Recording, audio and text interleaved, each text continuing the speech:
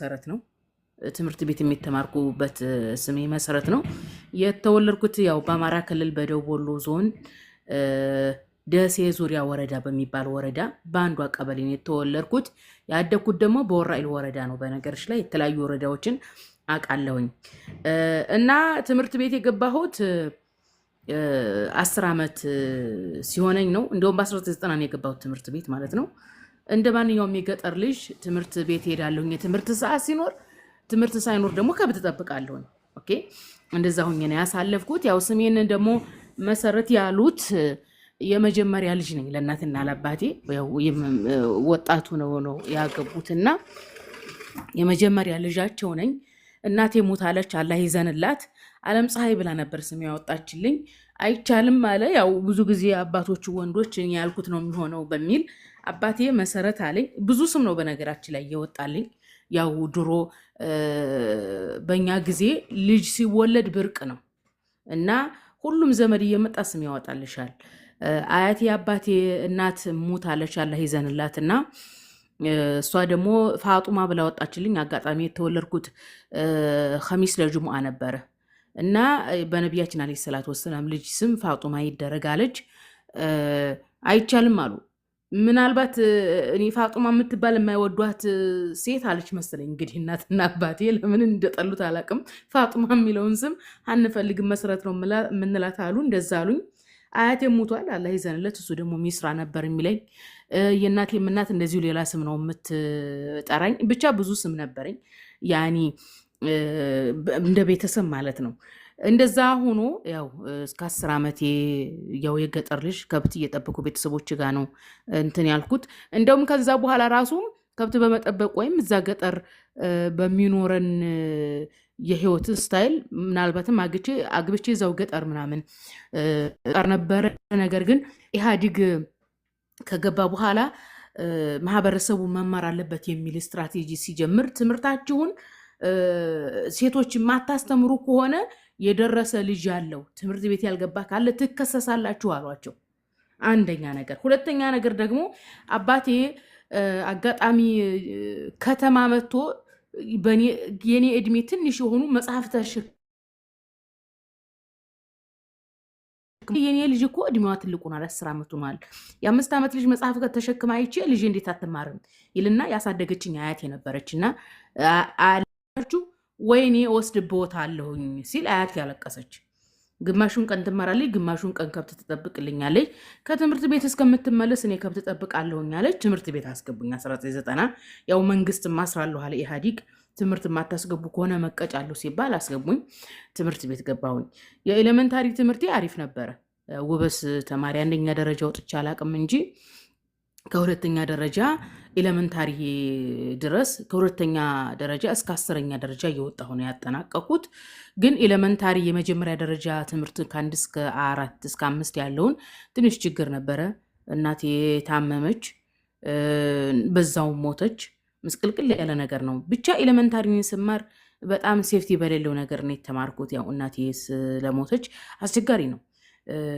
እናት ሳትኖር ህይወትን መግፋት በጣም ጨለማ ጊዜ የሚያስጠላ ጊዜ ነው እናት ካለችሽ እናትሽ ህይወትሽ ናት ሁሉ ነገርሽ ናት አትመሪ እናትሽ መልክሽ ናት ላንቺ ድሃ ሆኚ እናትሽ ላንቺ ሀብትሽ ናት እናት ብዙ ነገር ናትና እናቴን በማጣቴ ብዙ ነገር አጥቻለሁኝ ብዙ ነገር ሆኛለሁኝ አዲስ የሚገርምሽ ነገር አረብ ሀገር መጥቼ አይደለም ግርድናን የጀመርኩት ኢትዮጵያም እያለሁኝ ሰው ቤት ሰርቻለሁኝ እኔ በሚገርም ሁኔታ ሃይ ስኩልን ስማርም እንደዚሁ ተቸግሬ ነው የተማርኩት በጣም አስቸጋሪ ጊዜ ነው በነገርሽ ላይ አሁን ችግሬ ትዝ አለኝና አወራሻለሁ ብዬ አስቤው አላቅም እንደዛ ሆኜ ነው የተማርኩት አልহামዱሊላህ እስከ ሃይ ስኩል ድረስ በችግር እየገፋሁኝ ከአንዱ ቤት እየተባረርኩ ነው የተማርኩት የሚገርምሽ ነገር አባቴን አስተምረኝ ስለው ሂጂ የእናትሽ ቤተሰቦች ያስተምሩሽ ይለኛል የእናት ቤተሰቦች ጋር ሲሄድ ደሞ ሴት ተምራ ያለ ደርስ ነው ወደዛ አንዱን ባል ካገኘሽ አግቢና ወደዛ አርፈሽ ተቀመጭ ያለኝ ዘመድ አለ ደሞ ኧረ በጣም ባወራሽ ራሱ አያልቅም በዚህ ዙሪያ ማለት ነው እና ትልቅ እስከመሆን ድረስ እዚህ አረብ ሀገር መጥቼ እንደው 2 ዓመት 3 ዓመት ራሱ ሆነኝ ለእናቴ ማልቀስ ያቆምኩት ማለት ነው እጅግ ብዙ ታውቂያለሽ፣ ለዘመድ ፍቅር የለኝም ታውቂያለሽ። አዲስ እኔ እምጠለውና የምወደውን ሰው አላውቅም ብለሽ ታምኛለሽ?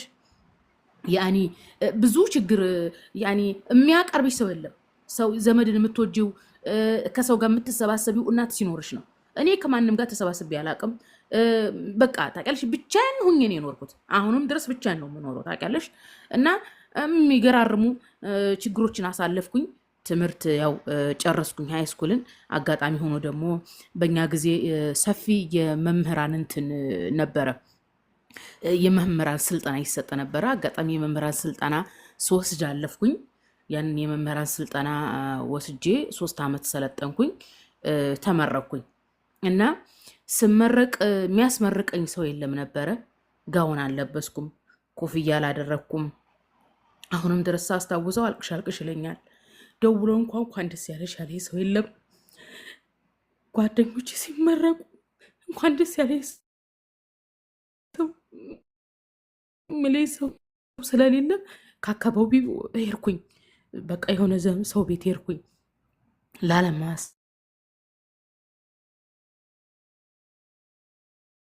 ታውስ ለዓለም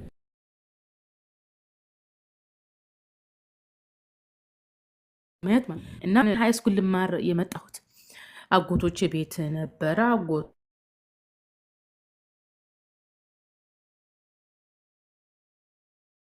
ነበረ እና እንትን የመምህራን ስልጠናውና የነርሲንጉ ስልጠና በተለያየ ጊዜ ነው የሚወጣው። የነርሲንጉ ስልጠና 2 ወር ይቆያል እና አጎቴ ያው ትንሽ ረድቶኛል። እንዳለው ገንዘብ እንደ ህይወቱ መርዳት የሚጠበቅበትን ባይረዳኝም ረድቶኛል። እና እኔ ጋሽ መምህር መሆን አልፈልግም፣ ነርስ ነው መሆን የምፈልገው ስለው፣ አንደኛ የነርሱ ፈተናው ሊከብድብሽ ይችላል፣ ላታልፊ ትችያለሽ። ሁለተኛ ነገር ደግሞ ረጅም ጊዜ ነው። ስለዚህ የመምህራኑ እድል የመጣልሽን ተጠቀሚ አለኝ። እና ሚስቱ በጣም ትቆጣጠረዋለች። ያኔ አላደለ በየቤቱ ይለያያል ህይወታቸው። ሚስቲቱ ናት አለቃው እንጂ እሱ ቸግሮት አልነበረም። በዛ ላይም ደግሞ ያኔ ኋላ ቀር አስተሳሰብ ያለው ማህበረሰብ ነው።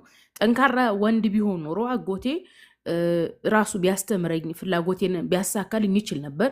ግን ያው ሚስቲቱ ስለነበረች የቤቱ አለቃ ምን ብዬ ነው ያንተን እህት ልጅ የምሸከመው?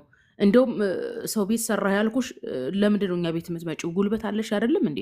ሰተሻት በይም እንዲህ ብላኝ አባራኝ ነው ከቤት። እና እነሱም ቤት ሰራተኛ ሆኜ ነው በእርግጥ የኖርኩት። እና ብቻ አልሞም ሄድኩኝ። ሃይስኩል ላይ ስማር ግን ይሄ ነርሲንግ ከምጠብቂ የመምህራኑን ተፈተኒ ያለኝ አጎቴ ክርስቲያን ነው። ያኔ ኦርቶዶክስ እምነት ተከታይ ነው እሱ የሚሆነው። በሆነ አጋጣሚ ኦርቶዶክስ ሆኖ ያኔ የሁሉ ሰዎች ነን፣ ሙስሊሞች ነን። በእናቴ በኩል የእናቴ ወንድም ነው እና ክርስቲያን ስለሆነ እሱ አጎቴ፣ እኔ ደግሞ ከገጠር መጥቼ ሙስሊም ናት የሚባል ወሬ ስለተወራ ሰፈር አንዲት የደሴ ልጅ ሃይስኩል ስንማር ነይ ብላ ጠራችኝ። አንቺ ክርስቲያን እንዳትሆኝ አለችኝ። ያኔ ስለ ኢየሱስ ልትነግረኝ ነው። ከዚህ ነው የምጀምረው እንግዲህ የንጽጽሩ ነገር የኔ ማለት ነው። እና ኢየሱስ ሰው ነው፣ ነብይ ነው፣ ደግሞም እኮ አልተሰቀለም አለችኝ። አሁን እኔ ኢየሱስ ምን ይሁን ምን ሰው ይሁን መላእክት ይሁን አላቅም፣ ስለ ሃይማኖት አላቅም። ምክንያቱም እኔ ገጠር ነው ተወልጄ ያደግኩት። ገጠር ሁሉም ሰው እንደኔ ወላሂ የሚል የሚመስለኝ፣ ሁሉም ሰው አማርኛ የሚያወራ ይመስለኝ ነበር። አንቺ ወፎቹ ራሱ አማርኛ የሚናገሩ ይመስለኝ ነበረ። በፊት ልጁነን አያቴ እርሻ ይታረሳል አይደለም?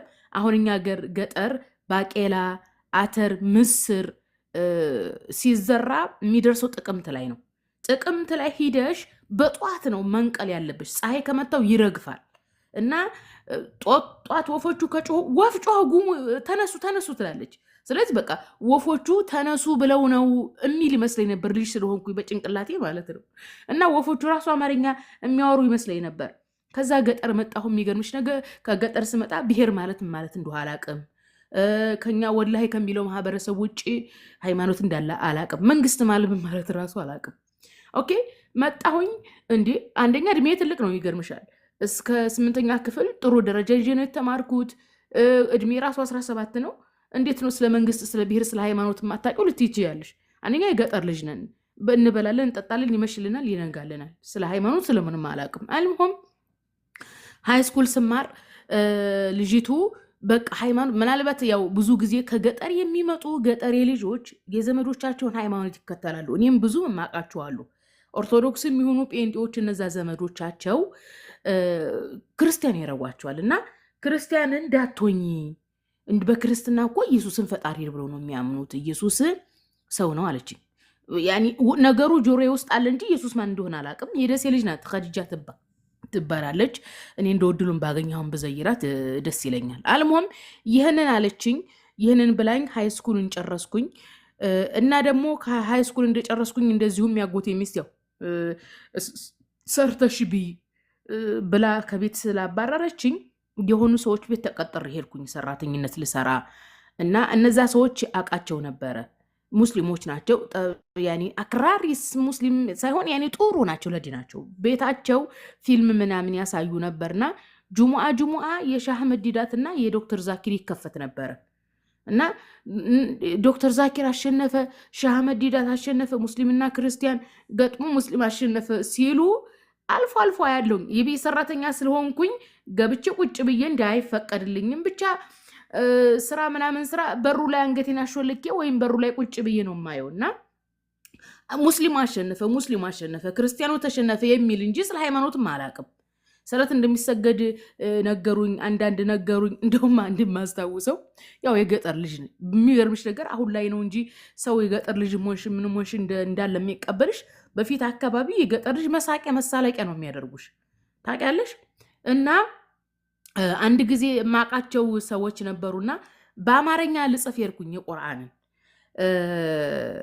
እንትን እንዴት እንደሚሰገድን የአረበኛውን ስለማላቀው አንድ ጁዝ ላይ ለምሳሌ ይሄ እንትን ሱረቱ ናስ ደግሞ ቁል ሁላሁ አሐድን እነዚህን በአማርኛ ጽፌ ልሸመድዳቸው ስጽፍ ሳቀችብኝ ልጅቱ። እሷ ቤት የከተማ ልጅ ናት። ቤተሰቦቿ ቁርአን ቤት አስገብተዋት ቁርአን ቀርታ በአረበኛው ነው የምታነበው። እኔ በአረበኛው ማንበብ ስለማልችል በአማርኛ ልጽፍ ስል ሳቀችብኝ። ችግር የለውም ንገሪኝና ልጻፍ አልኳት። ልጅ ናት በእርግጥ እኔ እንትን አላትም። እኔ በእድሜ በልጣታለሁ። የዛ ጊዜ እሷ ኤሌመንታሪ ነው የምትማረው፣ እኔ ሃይስኩል ነው የምማረው እና አልተቀየምኳትም። አልሞም ጻፍኩትና እንደዛ ሰላት እንዴት እንደሚሰገድ ለመሸምደድ ሞከርኩኝ። እንደዚሁ እያልን ኮሌጅ ልማር ሄድኩኝና ታመምኩ። በጣም ታመምኩ። ብርድ መጥቶ የታመምኩ። የኖርኩበት አካባቢ ብርዳማ ስለነበረ የኖርኩበት ሃይስኩል የተማርኩበት ትንሽ ሙቀት ስለነበረ ሙቀቱና ብርዱ ተጋይቶ ኃይለኛ ብርድ ታመምኩኝ እና በዛን ሰዓት ነው እንግዲህ ኦርቶዶክስና ጴንጤ የሚባል ነገር ያወቅኩት። ጴንጤዎቹ እንጸልይልሽ አሉ። መጥተው እንጸልይልሽ ጌታን ተቀበይ አሉኝ። ጌታ ማለት ምን እንደሆነ አላቅ የማውቀው ነገር የለኝም። ታምም ያለሁኝ እኔ የምፈልገው እንድድን ነው። ኦርቶዶክሶች ደግሞ አጋጣሚ ደግሞ ሄድንበት አካባቢ በቃ 100% ኦርቶዶክስ ነው። ደብተራ ምናምን ያለበት ነው። የሚገርምሽ ነገር እንደገና ከአካባቢውን እየኖርኩት ስመጣ ነው ያወቅኩት። ኦርቶዶክስ ካልሆነች ጂኒዋ አይለቃትም፣ ጋኒኗ አይለቃትም አለ። የሚገርምሽ ነገር እኔ አልፈልግም አልኩ። ጴንጤዋንም አልፈልግም አልኩኝ። እኔ ቤተሰቦች ጋር ነው መሄድ የምፈልገው አልኩ። በቃ መሞት ስለመሰለኝ እኔ ቤተሰቦች ጋር ነው መሄድ የምፈልገው አልኳቸውና አስቆምኳቸው ሁለቱንም። ከዛ እምቀርባት እምወዳት አንዲት ኦርቶዶክስ እምነት ተከታይ አለች። የሚገርምሽ ነገር አረብ ሀገር ስመጣ ለመጀመሪያ ጊዜ ስጦታ ያገዘሁ ለሷ ነው። ያኔ ከሄድኩ ብዬ ማለት ነው። ጥሩ ሰው ናት። አብልታኛለች፣ አጠጥተኛለች። ያጎቴ ሚስቶች ከቤት ሲያባረሩኝ እሷ ቤት ሂጄ በላ ነበረ። እንደዚህ ያደረጉኝ እያልኩኝ የምነግራት እሷን ነበር። እና አጋጣሚ እኔ ያለሁበት አካባቢ መጣች። እኔ ያለሁበት አካባቢ ስትመጣ ታምሜ ስታየኝ በቃ ይሄ አካባቢውም አዲስ ስለሆነ ምናልባት እንደው ሰይጣን ምናምን ይዞሽ ሊሆን ይችላል ምናምን አለችና ሰው ለምና ኦርቶዶክስ እምነት ተከታይ ስለነበረች ያው ጸልየችልኝ። ይሄ የጸሎት መጽሐፍ ምናምን እሱን ምናምን አነበበችልኝ። ከዛ ለማምናምን ብላ ጸበል ይዘኝ ሄደች። ስላሴ ይዘውኝ ሄዱ፣ ገብርኤል ይዘውኝ ሄዱ። ያልሄዱበት የለም። ብቻ አስጠመቁኝ። ያኔ አስጠመቁኝ ሳይሆን የጸበል አስገቡኝ። አልተሻለኝም። አጋጣሚ ብርድ ስለነበረ የተለያዩ ሐኪሞችን ስጠይቅ ብርድ መቷት ነው አሉ። ያንን መርፌ ተወጋሁኝ፣ ተሻለኝ። እና የንጽጽሩ የሚጀምረው ይሄንን ያልኩሽ ምንድን ነው? የንጽጽሩ የሚጀምረው ከዚህ ጋር ነው። ይሄ የተለያየ ሃይማኖት እንዳለ ገባኝ። የኛ ሃይማኖት ትክክል ነው የሚል ነገር በቃ እንጂ በቃ ድፕሊ አላውቀውም ሲጀምር ስለ ሃይማኖቱ ማለት ነው። ከዛ እንደዚህ እየተማርኩኝ እያለ አጋጣሚ ሰው ቤት ገብቼ የሰራሁባቸው ሰዎች ጥሩ ናቸው። ያኔ መጀመሪያ ሃይስኩል እንደጨረስኩኝ የሰራሁባቸው ሳይሆኑ ሌሎች ነበሩ። ሌላ ቤትም ገባሁኝ እንደዚሁ እና አጋጣሚ ስማር መሀል ላይ ላግ አደረግኩኝ። ኮሌጅ የሆነ ትምህርት ዲ አመጣሁኝ፣ የሆነ ኮርስ ዲ አመጣሁኝ። አጋጣሚ ዲ ካመጣሽ ካልሞላልሽ እንደገና 6 ወር ወደኋላ ያስቀርሻል። 6 ወር ወደኋላ ሲያስቀረኝ አመት ሆነው። አልሞም እነዛ ሰዎች ጋር ስሰራ እነዚህ ሰዎች ጠንከር ያሉ ናቸው፣ ጎበዞች ናቸው። እንደውም የሰውየው ሚስት ተሸፋኝ ነበረች። በእርግጥ አሁንም ድረስ ሰዎቹ ጋር ግንኙነት አለ፣ ኮንታክት አለኝ እና ተሸፋኝ ነበረች። የተለያዩ ሃይማኖት መጽሐፍቶችን ያመጣሉ። የነ ሐሰን ታጁ መጽሐፍ አለ፣ የተለያዩ መጽሐፍቶች ቤታቸው አሉ። ማሻአላ ግን ጊዜ ሰጥቼ አልሰራሁም። ያኔ የዛ አካባቢ ሀብታምም ስለሆኑ ስራው እንትን አይለኝም፣ አይመቸኝም። ግን አጋጣሚ የሆነ መጽሔት አነበብኩኝ ቤታቸው። መጽሔቱ አልቅዱስ የሚል መጽሔት ነው። በ1998 ነው የታተመው እና እዛ መጽሔት ላይ ምን የሚል አነበብኩኝ? ደቡብ ክልል የፕሮቴስታንት ሚሽነሪ በ10 ሺህ እንግዲህ ከዛሬ 30-40 ዓመት በፊት ማለት ነው በ10 ሺህ የሚቆጠሩ ሙስሊሞች ጴንጥ የሆኑ ሙስሊሞች በከባድ እንቅልፍ ላይ ናቸው እያሉ የሰሜን አሜሪካን ፕሮቴስታንቶች እየሳቁና እየተሳለቁ በአረብ ሀገራት ላይ እየተሳለቁ በሙስሊሙ ላይ እየተሳለቁ አነበብኩኝ። ታውቂያለሽ በቃ ንዴት ንቀርቦ ሊይዘኝ። የሚገርምሽ ነገር አሁን በቅርብ ነው የተወኝ። አልቀሽ ላይ ነበረ ሳስታውሰው ያ ነገር በውስጥ ያለ በቃ ይሄ ነገር ምን ማድረግ አለብኝ። አልፎ አልፎ እነ ዶክተር ዛኪር ጋር ያየሁትም ያችም ልጅቱም የነገረችኝ ኢየሱስ ነብይ ነው ብላኛለች። ኦኬ ኢየሱስ ነብይ ከሆነ እንዴት ነው አንድ ሙስሊም ነብይን ፈጣሪ አድርጎ ሊይዝ የሚችለው የሚል ሐሳብ ውስጥ የመጣ ታውቃለሽ። ብዙ ጊዜ ምን ተመኘው የሆነ ተራራ ላይ ወጥቼ ኢየሱስ ነብይ ነው በይ ይለኛል። አይደለም እንዴት ብዬ ያደርጋለሁ? ፌስቡክ ልክፈት። የዛ ጊዜ ፌስቡክ ሲባል ሰምቼ ነበር። ፌስቡክ ደግሞ እንዳልከፍት ገንዘብ የለኝም፣ ስልክ የለኝም። ኦኬ ስልክ መግዣ የለኝም። ኦኬ ስልክ መግዣ የለኝም እና ዝም ብዬ ቁጭ አልኩኝ። ከዛ ተመረኩኝ። አንድ ዓመት ከ6 ወር የመንግስት ስራ ሰራሁኝ። የገዛሁት ስልክ እቺ ድሮ ሰማኸኝ የምትባሏ ትንሿ ስልክ አለች አይደለም? እሷን ራሱ ደግሞ እዚህ መግዛት አልችል ብሎ አዲስ ከሰው ላይ ነው የገዛሁትና መንግስት ሰራተኛ ሆንኩኝ። ያኔ ተመርቄ ማለት ነው። አልሞም 1000 ነው ደሞዙ።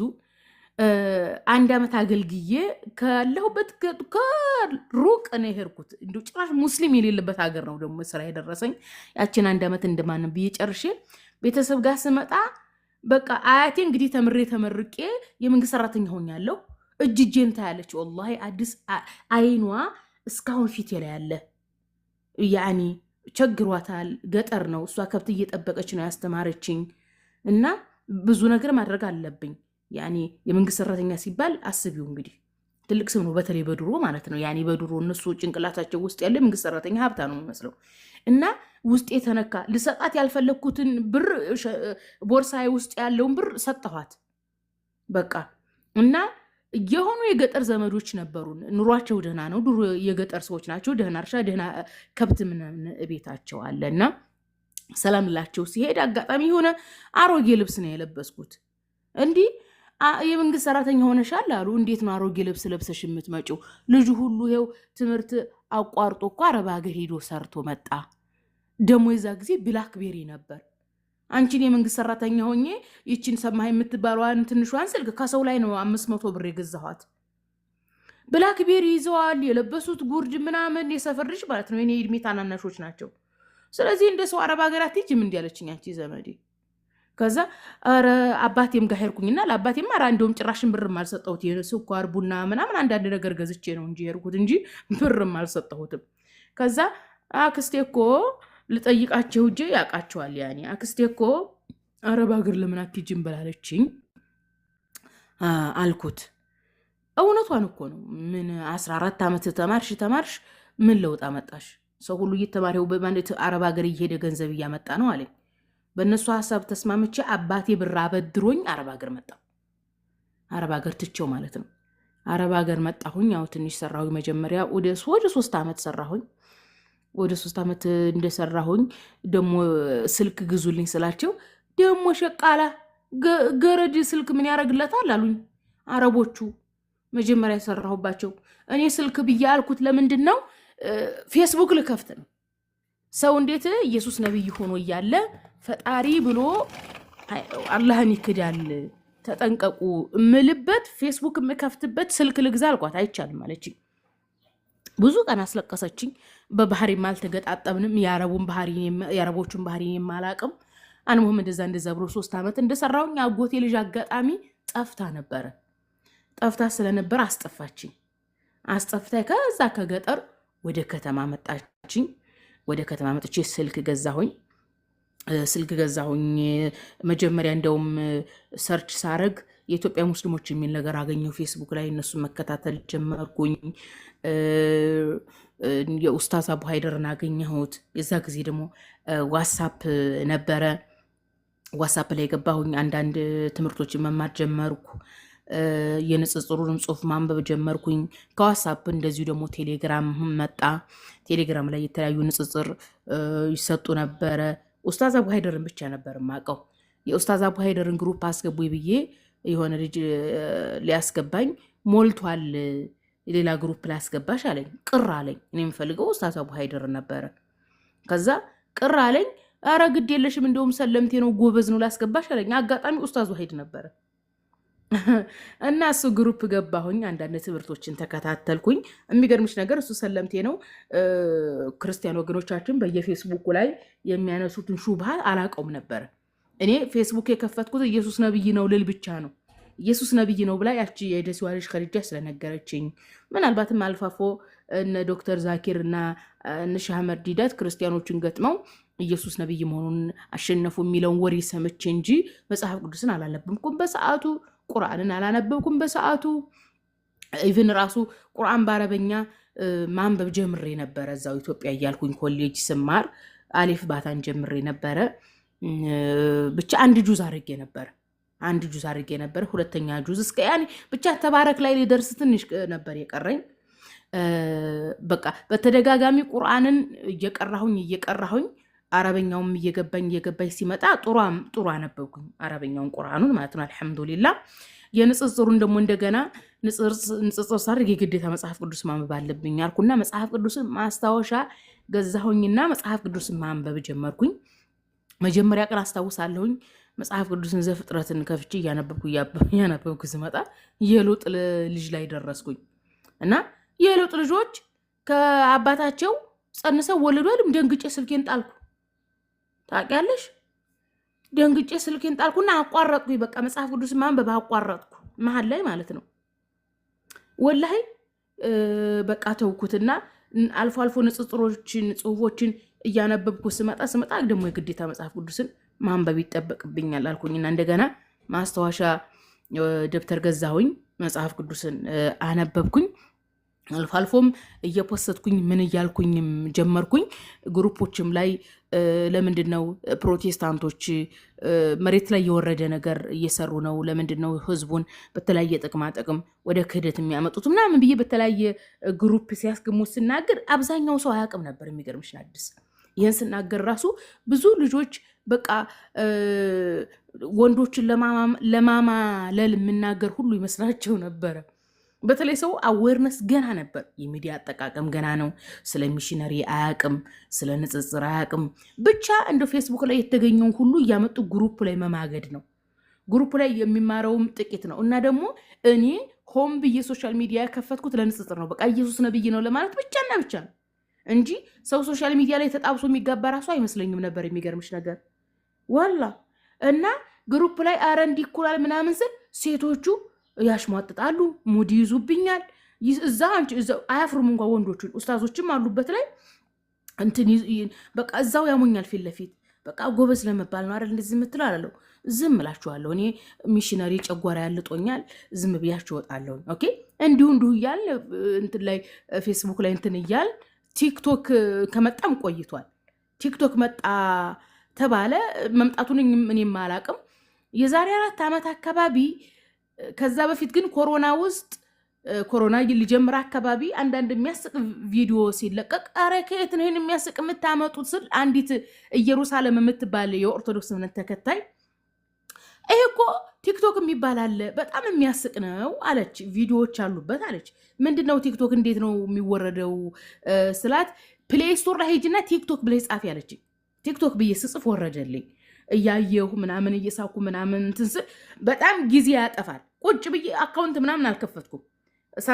ሳንሸራትት ነው ሙሎ ታውቂያለሽ። መደምን ስራ ከጨረስኩኝ ከዛ አጠፋሁት። በቃ በጣም ጠፈሸኝ። እሱ ላይ ጊዜ ማባከን እንትን ስለደበረኝ አጠፋሁት። ደግሞ ኢትዮጵያውያኖችን እራሱ አላገኛቸውም። አጠፋሁትና መሀል ላይ ደግሞ ከፈትኩት። የዛሬ 4 ዓመት አካባቢ 4 ዓመት ሞልቶታል። አጋጣሚ ቲክቶክ ከፍቼ አንድ ጴንጤ ልጅ አየሁኝ። ሙልጭ አርጉ በእስልምና ላይ ሲቀጠፍ ማለት ነው። እንዲህ በቃ እሳት ለበትኩ፣ እሳት ጎረስኩ አልኩሽ። ሰውነቴን ነዘረኝ ሁላ። ይሄማ መልስ መስጠት አለብኝ አልኩኝ። ከዛ አካውንት ከፈትኩኝ። ከዛ ፕራይቬት አደረግኩት። ለልጁ ብቻ ነው የሰጠሁት፣ ሌላ ሰው እንዲያየኝ ማለት ነው። ሌላ ሰው እንዲያየኝ አድርጌ ለልጁ ብቻ ቪዲዮ ሰራሁኝና ተውኩት። እንዴ ከዛ ደግሞ የሆነ ቲክቶክ ቪዲዮ ተለቋየሁኝ። ቪዲዮአችሁን ብዙ ሰው እንዲያየው ከፈለጋችሁ ፕራይቬት አታድርጉ የሚል ነገር መጣ። ኦኬ ፕራይቬት አታድርጉ የሚለውን ሂጄ ፕራይቬት የሚለውን ፈታሁት። ቪዲዮ እየሰራሁኝ መጣሁኝ። ጥሩ ተከታይ ማፈራሁኝ። አጋጣሚ ታሊባን አሸንፎ ነበረ። ያኔ ታሊባኖች አሜሪካ እንትን ወታደሮን አውጥታ ለታሊባን እውቅና ስትሰጥ ኮንግራጁሌሽን ታሊባን ብዬ ስጽፍ ቲክቶክ ዲምጥማጤን አጠፋኝ። ጭራሽ አካውንት ራሱ መክፈት እንዳልችል አድርጎ አባረረኝ። ታሊባን አሸባሪ ነው እውቅና መሰጠት የለበትም በሚል ማለት ነው። መልሼ ከፈትኩኝ። ጥሩ ደረጃ ደረስኩኝ። በዛን ጊዜ 162,000 ፎሎ ደረስኩኝ። በዛ ጊዜ ትልቅ ፎሎ ነው። ብዙ ነገር አደረግኩኝ። መልሶ ተዘጋ። ብቻ አሁን ይሄ ማዋራሽ 12ኛ አካውንት ነው እና ጥሩ እያነበብኩኝ እዚህ ደረጃ ላይ ደርሻለሁኝ። ይህን ይመስላል ሲያጥር ማለት ነው። ወላሂ ብዙ ጊዜ አስቤያለሁኝ። አሁን ኢትዮጵያ ሄጄ ምንድን ነው መስራት እንፈልገው የሚለው ነገር አልወሰንኩም። ምን መስራት እንዳለብኝ አላውቅም። በጣም የተቸገርኩት ነገር ቢኖር ይሄ ነው። በነገራችን ላይ አዲስ እድሜ አሁን ወደ 38 እየመጣሁ ነው። ያኔ ገና ትንሽ አይደለሁም። በነገርሽ ላይ አንድ ሴት ከ30 ዓመት በላይ ወጣት ራሱ አትባልም እና ወጣት የሚለው ላይ አይደለሁም። አሁን ጎልማሳ እየሆንኩ ነው። ትልቅ ሰው እየሆንኩኝ ነው እና ምንድን ነው መስራት የምፈልገው? የምሰራውን ነገር አላቅም። ታውቂያለሽ፣ ሁሉ አማረሽን ገበያ ታውጧት እንደሚባለው ይሄኛውም ጆርኒ ይስበኛል፣ ይሄኛውም ጆርኒ ይስበኛል። በፊት አካባቢ አረብ ሀገር እንደመጣሁኝ ግን ኢንተርኔት ሰውን እንትን ይላል፣ ያበላሻል። በነገሮች ላይ በእርግጥም ያው ወደ ንጽጽሩ አለማመጣኝ እንጂ ኢንተርኔት ሳልጠቀም በፊት እጽፍ ነበር። ኢንተርኔት ባይኖር ግን ጸሐፊ ይሆን ነበር ነበር። በቃ የማልጽፈው ነገር የለኝም። ደብተርና እስክሪብቶ ገዛችልኝ። መጀመሪያ 3 ዓመት የሰራሁባት ሴትዮ ያው ብዙ ጊዜ የምጽፈው ስለናት ነው። ብዙ ጻፍኩኝ። እንደ አንድ ግማሽ ደብተር የተለያዩ ሀሳቦችን እጽፋለሁኝ። ብቻ ያገኘሁትን ስራ ስፈታ እጽፋለሁኝ እና እዛ ጋር የሆነ እቅድ አወጣሁኝ ለስራ። ያቀርኩት እቅድ በ3 ዓመት የአገር ብገባ ነበር ያን መስራት እንፈልገው፣ ወይም ከ2 ዓመት በኋላ ነበረ። ስጠፋ ያቅድ ቀረ። ኦኬ ደግሞ ሌላም እንደዚሁ ነደፍኩኝ። በተለይ እንትን ነበር መሆን እንፈልገው፣ ይሄ ከፋሽን ጋር የተያዘ እሱም በጣም እንትን ብሎኝ አፌክት አድርጎኝ ነበር ራሱ። አንድ ጊዜ እንደውም አስታውሳለሁ ስልኬን የሞላው ስለ ፋሽን ነበረ። በቃ ፋሽኒስታ ለመሆን ማለት ነው። ያለ አይደለ እንትን ነው ይሄ ከብራንድ ጋር የተያዘ ዝም ብሎ ልብስ ሻጭ ሳይሆን ከብራንድ ፋሽኒስት ነበር መሆን እንፈልገው። ስልኬ ፎርማት አድርጎ አብሮ አስተሳሰብን ፎርማት አይሆንም አዲስ አይ ከ8 ዓመት ምናምን ይሆነዋል። ከ8 ዓመት በፊት ከ7 ዓመት በፊት ነው ስልኬ ፎርማት ሲል አብሮ አስተሳሰብ ያሰብኩት ስለዛም ፎርማት ሆነ። በቃ ተውኩት፣ ቀየርኩ ሀሳብ። በቃ ደበረኝ። ያኔ ቆዘምኩ አልኩሽ፣ ለረጅም ጊዜ ቆዘምኩ። ደግሞ ሀሳብ ቀየርኩኝ። ብቻ በተለያየ ጊዜ የተለያየ ሀሳብ ይመጣልኛል። ያንን እተዋለሁኝ እና አሁን ደግሞ ምን አሰብኩኝ? በቃ ስለምንም ነገር አላስብም። አገር ልግባና በቃ የሆነ ነገር ፊቴ ላይ ያገኘሁትን ወይ ሰራለሁኝ ወይ አልሰራም፣ በቃ አርፌ ቁጭ እላለሁ አልኩኝ እንጂ ይሄን ልስራው ብል ይሄኛው ሐሳብ ደግሞ ይመጣልኛል። ደግሞ ይሄን ልስራው ስል ደግሞ ይሄኛው በጣም እንትን ታውቃለሽ ብትንትን አደረገኝ። ስለዚህ አቆምኩኝ እና ይሄን ልሰራ ነው ምልሽ ነገር የለኝም ነው ምልሽ። እሺ ልጅቱ እንደነገረችኝ ኢየሱስ ነብይ ነው አለችኝ። ኢየሱስ ነብይ ነው የሚለው ነው ጭንቅላቴ ውስጥ ያለው እንጂ ኢየሱስ ደግሞ ማን ነው የሚል ነገር ነው አላውቀውም ሲጀመር ኢየሱስን። ያንን አለፍኩኝ። ግን ወደ ንጽጽሩ እንዲገባ ያደረገኝ ምንድን ነው ሙስሊም እንዴት ሃይማኖትን ይቀይራል የሚል ልክ ነው ያዘኝ። ጴንጤዎቹ ሙስሊሞቹን ደቡብ አካባቢ አሁን ለአሁን ላይ እያነበብኩ ስመጣ ያወቅኩት ምንድን ነው እንደውም የአሜሪካን ሚሽነሪዎች ሲመጡ ጅማ ነበር የፈለጉት። ጅማ ሊገቡ ሲሉ ተከልክለው ነው ወደ ማዕከላዊ ኢትዮጵያ ወደ ከምባታና ወደ ሀዲያ የገቡት። እነሱ አቅድ የመጡት ጅማን ነው፣ ግን የገቡት ሀዲያና ከምባታ ላይ ነው። እንግዲህ ሀዲያና ከምባታ ላይ ነው። ከዛሬ 40 ዓመት በፊት 10 ሺህ ሙስሊም ብሎ ማለት አስቢ። አሁን ላይ 35 ሚሊዮን ደርሷል የሀዲያና የከምባታ ጴንጤ። ስለዚህ 35 ሚሊዮን የደረሰው ከዛሬ 40 ዓመት በፊት ሙስሊም ነበር ማለት ነው። ኦኬ እንዲህ ሙስሊሞቹን እንዴት ይሸውዳቸዋል ነው። ኦኬ ኢየሱስ ነብይ ነው ከተባለ ኢየሱስ ሰው ነው፣ ሰው መሆኑን ደግሞ እየገባ ይመጣ። ኦኬ ሰው ነው አሉ። እንግዲህ ሰው ከሆነ ያ ሰው ነብይ ነው። ነብይን ፈጣሪ እንዴት ይላሉ? እንዴት ሙስሊሞቹን ካፊር ያደርጓቸዋል የሚል ልክ ነው ወደ ንጽጽሩ ያመጣኝ። ጴንጤዎች ወይ ፕሮቴስታንቶች ወይ ኢየሱስ ነብይ ነው፣ ሰዎችን ሙስሊሞችን አትሸውዱ ልል ነው እንግዲህ ንጽጽር ውስጥ የገባሁት። ኦኬ እያነበብኩ ስመጣ ስለ ኢየሱስ ነብይነት ሰውነት ለንጽጽር የሚጠቀሟቸውን ኡስታዝ አቡ ሃይደር ወይም ሌሎች ኡስታዞች የሚጽፏቸውን አነባለሁ። ሳነባ በትክክል ይኸው ኢየሱስ ነብይ ነው እላለሁኝ። ነገር ግን መጽሐፍ ቅዱስን በትክክል ሳላነባ አልፎ አልፎ ደግሞ ክርስቲያኖቹ የሚያመጡት ነገር ደግሞ እንትን ይላል፣ የሆነ ሁለት ልብ ውስጥ ያስገባሻል። ኦኬ ስለዚህ እንደዚህ ለጀማሪ ሰው እንደዛ ነው፣ ግራ ይገባል። እኔ አሁን ብዙ ጊዜ ሰው ጋር አላወራም።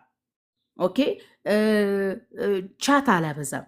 ኦኬ ፌስቡክ ላይ እጽፍ ነበረ ወይም አነብ ነበረ። ያነበብኩትንና የጻፍኩትን ነገር ከራሴ ጋር ብቻ ሆኜ ማውራት ጀምራለሁ እንዲገባኝ ማለት ነው። አሁን ስላነበብሽ አይገባሽም። አንድ ጊዜ አስታውሳለሁ ኡስታዝ ዋሂድ የሆነ ጽሁፍ ጽፎ ስለጻፈው ጥያቄ ጠየቁት ግሩፕ ላይ። ያኔ ጠየቅ ነው ልበልሽ፣ እንዴ እናንተ አታነቡም እንዴ? እኔ የጻፍኩት እኮ እንዳትጠይቁኝ ነው፣ አንብባችሁ አትረዱም እንዴ አለ። ተቆጣ። ግን አንብበነዋል። እኔ ደግሜ ሄጄ አነበብኩት። አንድ ነገር ስላነበብሹ ይገባሻል ማለት አይደለም። ኦኬ ታነቢውና ያነበብሽውን አስቀምጠሽ ከራስሽ ጋር ስትነጋገሪ ነው የሚገባሽ። እና እኔ አሁን ቆይ ፈጣሪ ማለት ምን ማለት ነው? ኦኬ ንጽጽር ማለት ምን ማለት ነው ብዬ ራሴ ጋር ማውራት ጀመርኩኝ። ኦኬ ንጽጽር ብሎ ማለት በሁለት ነገር መካከል ያለን ነገር ማነጻጸር፣ የተሻለውን መምረጥ ነው የሚል ውሳኔ ላይ ደረስኩኝ። ስለዚህ በእስልምናና በክርስትና መካከል ንጽጽር ሲደረግ የማህበራዊ ህይወት ሁለቱም ሃይማኖት ያምተው የሚልሽ መልካም እንድትሆኝ እንደሚሰብክ አውቃለሁኝ።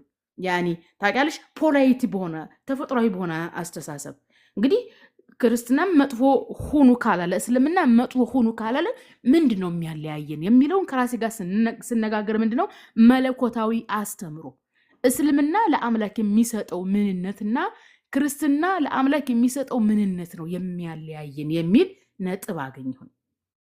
ኦኬ ስለዚህ በእስልምና ይህንን ምድር የፈጠረ አምላክ አላህ የተባለ አምላክ እንዳለ፣ ይህ አምላክ ከጥንት ጀምሮ ከአዳም ጀምሮ ነብያቶችን እንደሚያስነሳ፣ ይህን አምላክ ማንም አይቶት እንደማይችል፣ ይህ አምላክ ታላቅ እንደሆነ፣ ደግ ሩህሩህ እንደሆነ፣ ስለዚህ አምላክ ስታስቢ ውስጥሽ በደስታ እንደሚሞላ፣ ደግ አምላክ እንደሆነ፣ መለኮት እንደሆነ፣ መለኮት በምንም ልትመስዩ ማትቺ፣ እንዲኮነ ሰው ሆኖ ነበር መቶ ሞተ ማትዩ ነገር ነው የሚል ነጥብ ላይ ደረስኩኝ።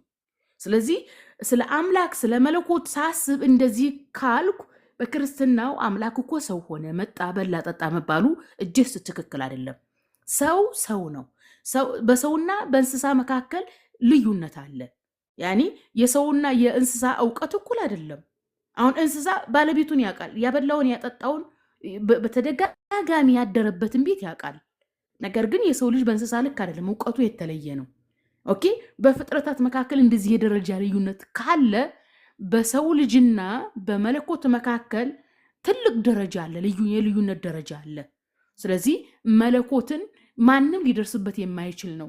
ስለዚህ ሰዎች ሰው ሆነ እንዲኮነ የሚሉት በራሳቸው ስልጣን የሚናገሩት ነው። ይህ መሆን የለበትም የሚለው ነገር እስልምናው ላይ ያለው ይሄን መሆን አለበት የሚለው እንትን አልኩኝ። ይሄን ያልኩት ለምንድን ነው? በቃ ኢየሱስ ነብይ ነው፣ ኢየሱስ ነብይ ነው ሲባል እኔ አልኩ አንድ ጊዜ እንደው ማስታውሳለሁ፣ ኮሌጅ ሲማር የተከራየሁባቸው ሰዎች ኦርቶዶክሶች ስለነበሩ እመኑኝ ኦርቶዶክስ በሆነ ራሱ ሃይማኖት ቀይር ነበር አልኳቸው። ምክንያቱም ኢየሱስ ነብይ ነው። እንዴት ነው? ፍጹም ሰው ነው፣ ፍጹም አምላክ ነው። ኢቭን ስላሴ የሚለው ጠይቀሽ ዙረሽ ትጠይቂያለሽ፣ የጠየቅሽውን ይመልሱልሽና ደግሞ መልሰሽ ውድ ጥያቄ ያስገባሻል። ያኔ አይደለ የሆነ ዙሪያ ጥምጥም የሚያስኬድ ንጥልጥል አድርገሽ የምትረጁ አንድ ሲደመር አንድ እኩል ይሆናል ሁለት የሚል መልስ አታገኝም። የሆነ ራሱን የቻለ ምንነት የለውም። የሆነ ታውቂያለሽ የተወሳሰበ እንደውም ምን እላለሁ መሰለሽ በሎጂክ ደረጃ የሰው ልጅ በቋንቋ ደረጃ ቋንቋ የተፈጠረው የሰው ልጅ ሊረዳበት እንዲችል ነው። ሂሳብም የተፈጠረው አንድ ሲደመር አንድ ሁለት ብለሽ እንድታወቂ ነው።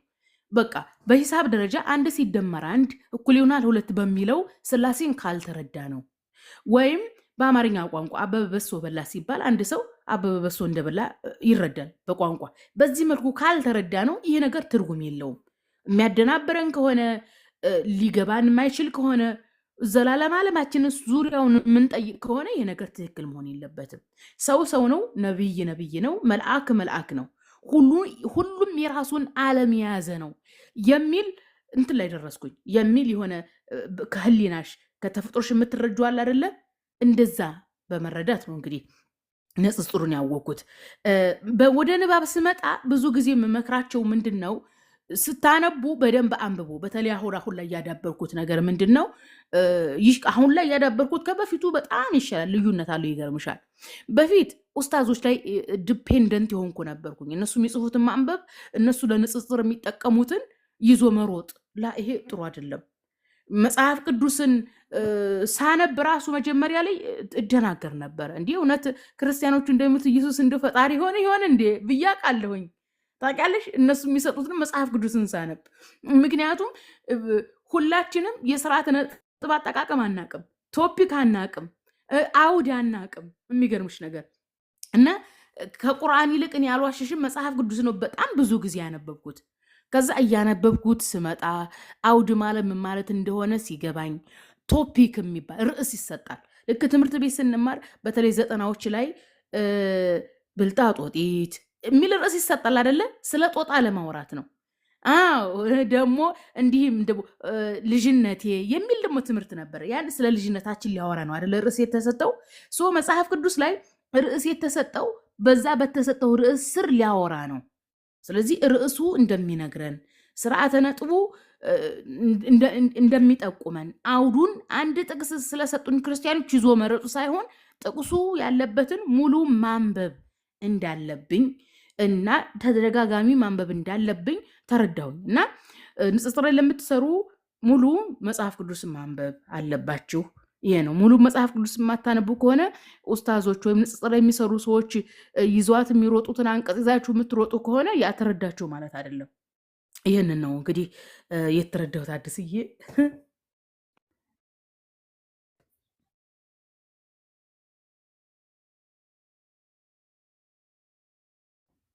እንግዲህ ያው እስልምና ምንድን ነው ለሙስሊም ላልሆነ ሰው የምናስተላልፈው ነገር ምንድን ነው ከተባለ አንድ ሰው ነቢያችንን መሐመድን ዓለይሂ ሰላቱ ወሰላምን አንድ ነገር ስህተትና ትክክል መሆኑን እንዴት ልወቅ ብሎ ይጠይቃቸዋል። ህሊናህን ጠይቅ ነው ያሉት ነቢያችን ዓለይሂ ሰላቱ ወሰላም። ኦኬ ለምን ተፈጠርኩኝ? ከተፈጠርኩኝ በኋላስ እንደው ሞቶ መነሳት አለ የሚል ጥያቄ ያለበት በሙሉ በመጀመሪያ ያጥና፣ ሌሎችን ሃይማኖቶችን ያጥና ነው ምለው። ያኔ ናቶሎ ሙስሊም ሁን ምናምን አልልም። ምክንያቱም ህሊናህን ጠይቅ ስላሉ ነቢያችን ዓለይሂ ሰላቱ ወሰላም ህሊናቸውን ይጠይቁ። የምር እኛን የፈጠረ አምላክ አለ ወይ? የምር ስንሞት እንቀሰቀሳለን ወይ በሚለው ነገር ካመኑ አምላክ ምን መሆን አለበት የሚለውን ነው ማወቅ ያለባቸው። ስለዚህ አምላክ ማን መሆን አለበት እንዴት መሆን አለበት የሚለውን ነገር ከጠየቁ ለህሊናቸው የሚመቻቸውን አምላክ እንዲመርጡ ይከፍትላቸዋል። ስለዚህ እኛ ወደ እስልምና ስንጠራቸው በእስልምና አንድ አምላክ አለ ጥንትና ጧት የነበረ በመለኮቱ ላይ ሰው ነው ማንለው አንድ አምላክ ነው። ስልጣን የሱ ነው። ስልጣኑን የሚጋራው ማንም የሌለ ነው። ኦኬ ሁለት ነው ሶስት ነው የምንለው አይደለም። ኦኬ አዛኝና መሐሪ ምህረቱ ሰፊ ነው። በነገራችን ላይ አሁን ለምሳሌ በእስልምና የድህነት አስተምሮ አምላካችን አላሁ ሱብሃነሁ ወተዓላ ማይምረው ምንድነው ክህደትን እሱን የካደውን እንጂ ሌሎች ሰዎች የሚሰሩ ኃጢአቶችን ይምራል። ነቢያችን መሐመድ አለይሂ ሰላቱ ወሰላም መን ቃለ ላኢላሃ ኢላላህ ደኸለል ጀና ብለዋል። ላኢላሃ ኢላላህ ያለ ጀነትን ይገባል። ኦኬ በእስልምና እንደው ጥፋት አጥፍተሽ ለጥፋትሽ ንስሐ ሳታደርጊ ብትሞቺ ራሱ አምላክ የቅጣትሽን ቀጥቶሽ ከገሃነም ተወጫለሽ እንጂ እንደሌላው ሃይማኖት በቃ ገሃነም ከገባሽ በዛው ገብተሽ ቅሪ አይደለም። አምላካችን አላሁ ሱብሃነሁ ወተዓላ እዝነቱ ሰፊ ነው። የእስልምና ሃይማኖት ድህነት እጅግ ሰፊ ነው። ኦኬ ምን ቃለ ላ ኢላሃ ኢላላህ ደኸለል ጀና ነው። ነገር ግን ሌሎች ትእዛዛቶችን እንድንሰራ አላህ ያግራልን ነው። ስለዚህ ምንድነው እንድታነቡ ህሊናችሁን እንድትጠይቁ። ኦኬ ነቢያችን አለይሂ ሰላቱ ወሰላምም ደግሞ ምን ብለዋል? እኔ የተላኩት ብለዋል ኢነማ ቡኢስቱ ሊመካሪመ አኽላቅ ብለዋል። መካሪመ አኽላቅ ብሎ ማለት የሰው ልጅ መሰረታዊ ስነ ምግባሩ ነው። የሰው ልጅ ሲፈጠር እኮ ስነ ምግባር ይዞ ነው የሚፈጠረው። ለዚህ ነው አሁን ለምሳሌ እንደው መጽሐፍ ቅዱስም ላይ ያለ ቁርአን ማነው ሐዲስም ላይ ያለ የሰው ልጅ በአምላክ ምሳሌ ነው የተፈጠሩ ይባላል። በአምላክ ምሳሌ ሲባል ሰው አምላክን ይመስላል ሳይሆን አምላክ ደግ ነው፣ አምላክ እውነት ነው፣ አምላክ ሐቅ ነው። ኦኬ አምላክ ፈራጅ ነው አይደለም።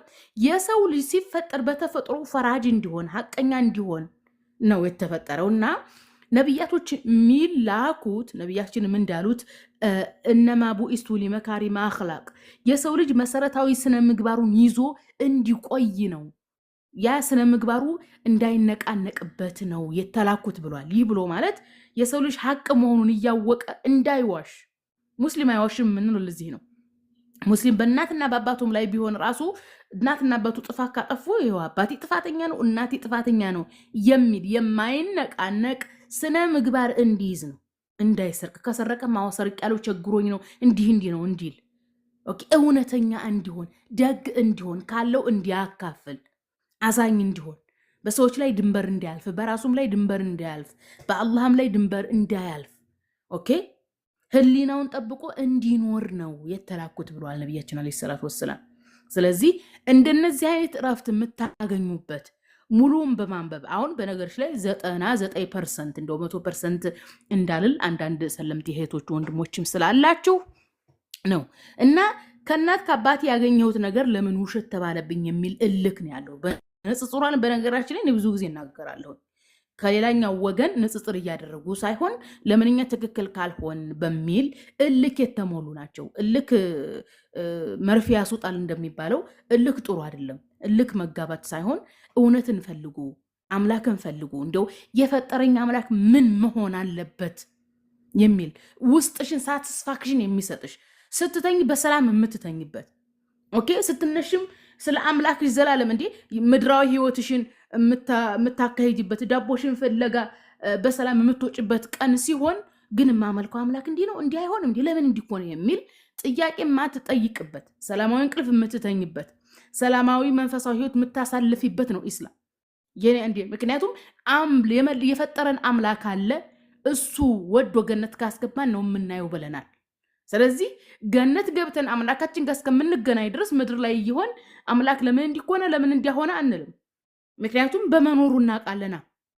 ኦኬ ደግሞም ውስጣችን አምላክን በሚፈራበት ልኩ ነው መኖር ያለብን እና ዓለምም እንትን እንዳይለን በተለያዩ ሰው ሰራሽ ነገሮችም በብልጭልጮችም እንዳንከዳ ውስጣችን ነው ማዳመጥ ያለብን። ብልጭልጭ ነገር በጆሮአችን የምንሰማው ነገር በአይናችን የምናየው ነገር ሳይሆን ሊስበን የሚገባው ውስጣችንና ህሊናችን ጋር ተነጋግረን ነው አምላክን ማምለክ ያለብን። እኔ እኮ ስለ ንጽጽር ፌስቡክ ላይ ስጽፍ ማለት ነው ስለ አምላክ አላቅም። ንጽጽር ላይ ዝም ብዬ ጽፋለሁኝ። ኢየሱስ ነብይ ነው ላለሁኝ፣ ግን መለኮት ምንድን ነው የሚለውን አላቅም ነበረ።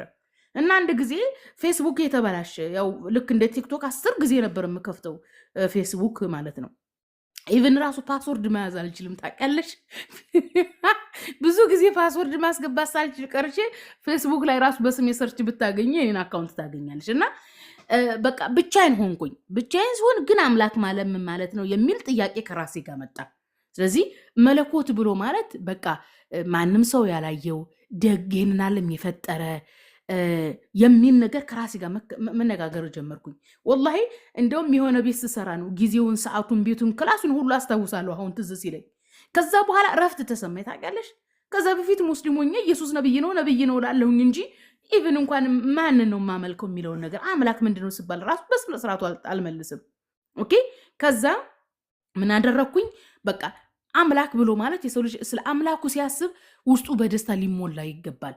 አምላክ ሲባል ያኔ ልክ እንደ ጓደኛሽ ወይም እንደምታውቂው ሰው የምትናገሪው ሳይሆን ለአምላክ ስለ አምላክ ስትጠየቂ ያኔ እጅግ ሰፊ ነው። ያኔ ልትገልጩ ራሱ አትችይም። ታላቅነቱን፣ ደግነቱን፣ መልካምነቱን፣ መለኮትነቱን ያኔ ህሊናስ ራሱ አድማሱን ያሰፋል። ግን ስለ አምላክ ስታስቢ ደስ ይልሻል። አምላክ መኖሩን፣ አንቺን እንደፈጠረሽ፣ ምድርን እንደፈጠረ፣ አዛኝ እንደሆነ፣ ካለምንም ምክንያት ያልተፈጠረ ነገር ሁሉ ነገር ስለ ምክንያት እንደተፈጠረች ትረጃለሽ ከራስሽ ጋር ስትነጋገሪ። እና እንዲህ በማድረግ ነው ስለ አላህ የተረዳሁት። ሰዎችም ራሳችሁን ጊዜ ሰጣችሁ ተነጋገሩ ነው የምለው። ይህን ይመስላል ነገር። ሁለተኛ ነገር ደግሞ ሁሉም እኔ ልጠቀም የሚልበት ነገር ነው። ሶስተኛ ነገር ሁሉም እኔ ትክክል ነኝ የሚልበት ሀገር ነው። ብዙ ነገሮች፣ ብዙ ቻሌንጆች አሉ። በነገራችን ላይ እኔ የምን ተባልኩኝ የሚለው እኔ ላይ ፎከስ አላደርግም።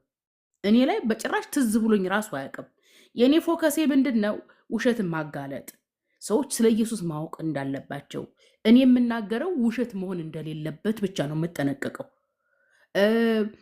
መዋሸት ጥሩ አይደለም። እኔ አሁን የማዋሸው መሰረት ዋሸች ላለመባል ሳይሆን የሚገርምሽ ነገር ከዋሸሁኝ ራሴን ያመኛል፣ ይደብረኛል።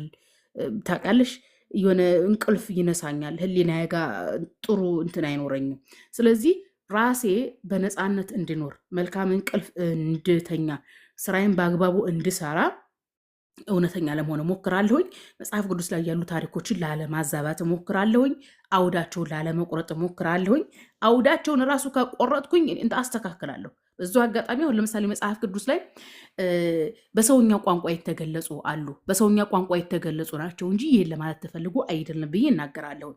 ወንድሞች እህቶች ንጽጽር ላይ የሚሰሩ ራሱ እንደዛ ማድረግ እንደሌለባቸው እንትን እላለሁኝ። በነገርሽ ላይ አዲስዬ እዚህ ላይ ምነግርሽ ነገር መልካም ነገር ጎልቶ አይወጣም እንጂ ፖላይትሊ ለክርስቲያን ወገኖቻችንም የሚጠቅም ነገር ነው ያደረግኩት። ንጽጽር ስታደርጉ መረጃ ማምጣት እንዳለባቸው ኢቭን ራሱ አሁን በፊት እንግዲህ ብዙ ጊዜ ከክርስቲያን ወገኖቻችን የተለመደው ምንድን ነው?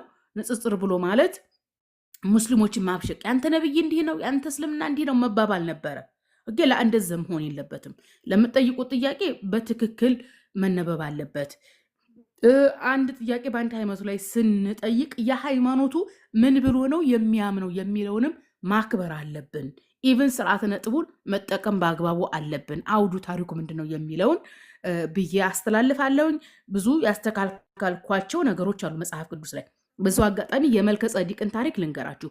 መልከ ጸዲቅ የዕብራውያን ደብዳቤ ላይ ለክህነቱ መጨረሻና መጀመሪያ የለውም ይላል። ለክህነቱ እናትና አባቱ አይታወቅም ነው የሚለው። እናትና አባቱ አይታወቅም የተባለው መልከ ጸዲቅ ስለ ክህነት ነው የሚያወራው እንጂ መልከ ጸዲቅ ካለ እናትና ካለ አባት ተፈጠረ ለማለት ተፈልጎ አይደለም። እኔ ግን በፊት የሚመስለኝ መልከ ጸዲቅ ካለ እናትና ካለ አባት የተወለደ ይመስለኝ ነበርና ኢየሱስ ከእናት ከተወለደ መልከ ጸዲቅ እናትና አባት የለውም እና መልከ ጸዲቅ ልታመልኩት ነው እንዲህ የሚል ጥያቄ ጠይቅ ያውቃለሁ። ፌስቡክ ላይ ቲክቶክም ላይ እንደመጣሁኝ። ነገር ግን አንድ ስለ ክህነት ነው። ምክንያቱም እስራኤላውያኖች ክህነት በዘር ነው። አሁን ለምሳሌ የሌዊ ዘር የሆነ ነው ክህነት እንትን የሚለው እና ከዛ አስተካከልኩኝ። በቃ ይቅርታም ጠየቅኩኝ። ከአሁን በኋላ ስለ መልከ ጸዲቅ የተወራው ስለ ክህነት ማለትም እግዚአብሔርን ስለማገልገል ነው እንጂ ስለ እናት ስለ አባቱ እንዳልሆነ ይቅርታ ጠየቅኩኝ። ከዛ በኋላ እንትን ብዬ አላውቅም። ምክንያቱም ከራሴ ከህሊናዬ ጋር የሚሄደውን የምናገረው ነገር መጽሐፍ ቅዱስ ላይ በአግባቡ መገኘት እንዳለበት ላይ ነው እንጂ ፎከስ የማደርገው አካሌ ምን ኮመተ ስለ እኔ ምን አወራ የሚለው ቦታም ሰጥቼው አላውቅም። እኔ እንደዚህ አሉኝ የሚል ከሆነ አልወጣም እኮ ቲክቶክም ላይ አያስወጣኝም እኮ። ግን ያንን ትዝ ብሎኝ የማያውቅም። ይህን ይመስላል።